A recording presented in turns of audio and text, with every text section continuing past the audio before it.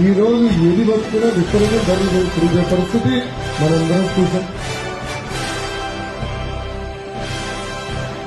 నేను మీతో కూర్చొని మీరు ఎదుర్కొన్న సమస్యల విషయానికి వచ్చాను. రేపు మన ప్రభుత్వ అధికారంలోకి వచ్చిన తర్వాత ఎప్పటికల్లా సమస్యలు పరిష్కరిస్తానని హామీ ఇచ్చడానికి వచ్చానని ఈ సభాముఖం సమస్యలు తెలుసుకోవడానికి వచ్చిన అన్నకి చాలా చాలా థ్యాంక్స్. ఆల్రెడీ మీరు చూసే ఉంటారు రోడ్డు పరిస్థితి ఎలా ఉంది ఏంటి అనేది.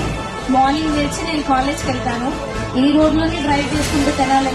ఆ రోడ్డు పరిస్థితి చాలా అధ్వానంగా ఉంది. మన ప్రభుత్వం అధికారులకు వచ్చిన మొదటి 4 నెలల్లో ఈ రోడ్ వేసే బాధ్యత నాది. మరి ఈ ఊర్లో చాలా మందికి ఇళ్ల స్థలాలు లేవన్నా, ఇల్లు లేవు.